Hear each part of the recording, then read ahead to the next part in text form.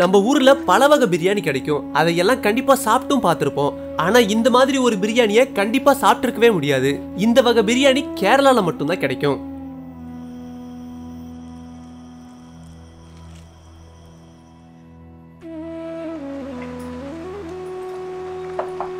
கேரளா பிரியாணி செய்யறதுக்காக 4 பட்டை, 2 அனாசிப்பூ, 6 லவங்கம், 2 ஏலக்காய், அரை தேக்கரண்டி மிளகு, அரை தேக்கரண்டி சோம்பு, அரை தேக்கரண்டி கொத்தமல்லி, கூடவே 20 வரமிளகாயவும் வச்சு நல்லா அரைச்சு எடுத்துருவோம்.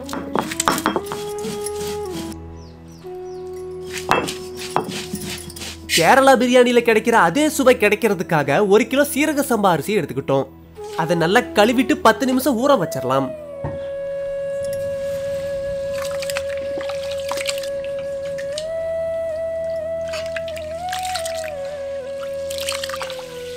ஒரு கிலோ கோழிக்கறியை பிரியாணியில போடுறதுக்கு தகுந்த மாதிரி வெட்டி தண்ணி ஊத்தி கழுவி வச்சிருவோம்.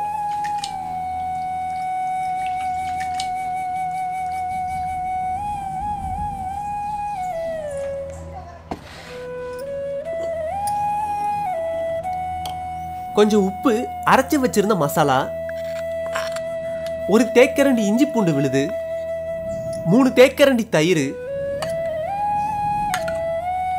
அரை தேக்கரண்டி மஞ்சத்தூள், இதெல்லாம் சேர்த்து நல்லா கலக்கி விட்டுட்டு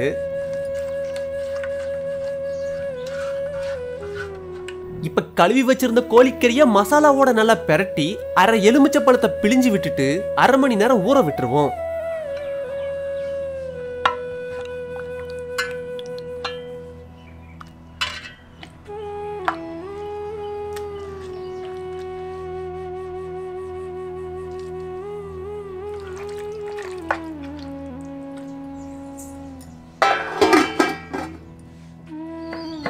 வெங்காயம் நிறையவே தேவைப்படும். அதுக்காக 400 கிராம் வெங்காயத்தை நறுக்கி வச்சிருவோம்.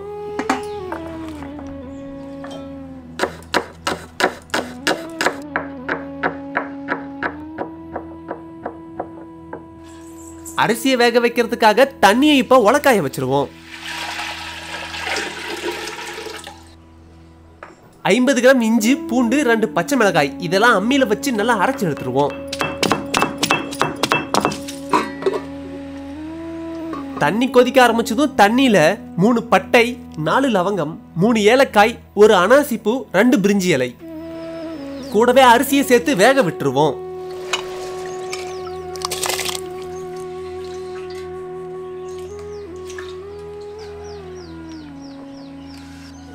அரிசி வேகும் போதே கொஞ்சம் கல்லுப்பையும் எண்ணெயும் சேர்த்துருவோம். சோறு வேகும் போதே கொஞ்சம் எண்ணெயை சேர்த்துக்கிட்டா ஒன்னோட ஒண்ணு ஒட்டாதுன்னு நிறைய பேர் சரியான பதில சொல்லியிருந்தீங்க. வாழைக்காயோ இல்ல வாழைப்பூவோ நறுக்கும் போது கையில பிசு பிசுன்னு பிடிக்காம இருக்க என்ன செய்யணும்ன்ற சரியான பதில கமெண்ட் செக்ஷன்ல பதிவு பண்ணிருங்க. அரிசி குழஞ்சிராம கொஞ்சம் பதமா வடிச்சு எடுத்துடலாம்.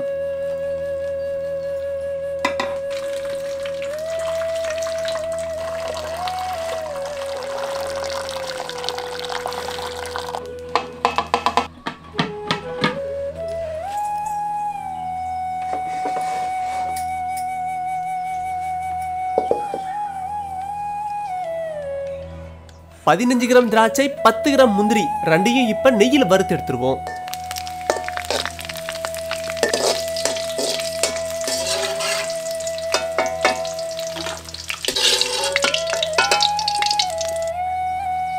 மசாலால ஊற வச்சிருந்த கோழிக்கறியை எண்ணெயில போட்டு பொன்னிறமா பொரிச்சு எடுத்துருவோம்.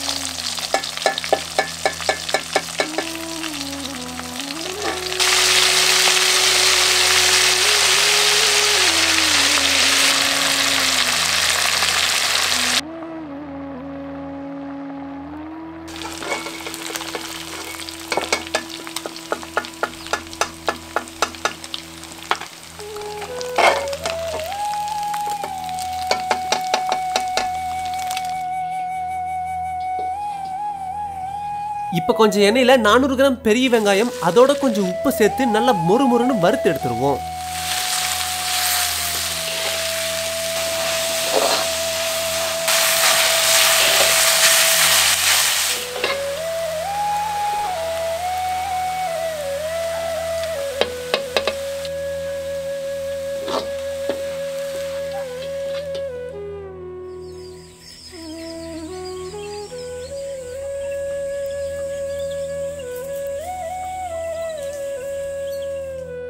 தனியா ஒரு சட்டியில கொஞ்சம் எண்ணெயை ஊத்தி 3 பட்டை, 2 ஏலக்காய், 10 மிளகு, அடுத்து அரைச்சு வச்சிருந்த இஞ்சி பூண்டு பச்சை மிளகாய் விழுத சேர்த்து பச்சை வாசம் போற வரைக்கும் நல்லா வதக்கிடுவோம்.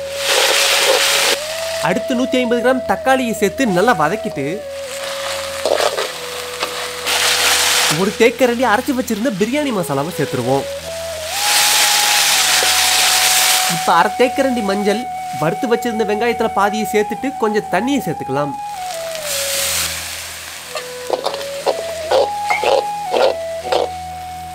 அடுத்து கையளவு புதினா கொத்தமல்லி சேர்த்து நல்லா வதக்கிட்டு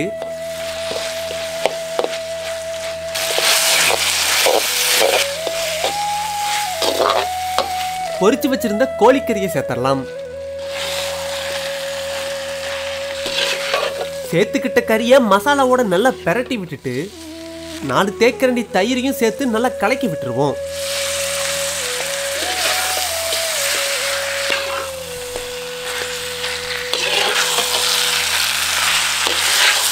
தேவைக்கேற்ற மாதிரி கூடவே கொஞ்சம் உப்பு சேர்த்து நல்லா கலக்கி விட்டுட்டு இறக்கிடலாம்.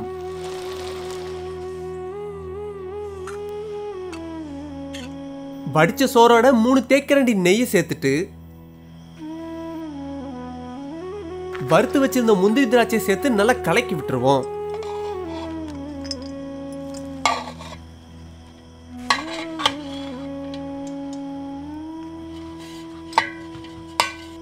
மீதி இருக்க பொரிச்ச வெங்காயம், வறுத்த கோழிக்கறியை சாதத்து மேல பரப்பி விட்டுட்டு 10 நிமிஷம் இறுக்கமா மூடி வச்சிடலாம்.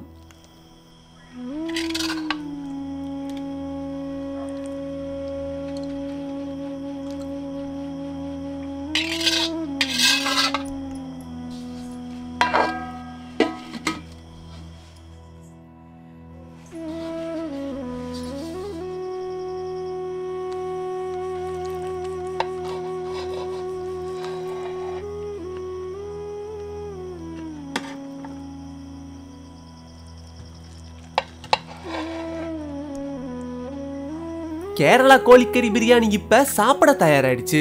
நம்ம வழக்கமா செய்யற பிரியாணி மாதிரி இல்லாம கேரளா பிரியாணி தனி சுவையா இருந்தது.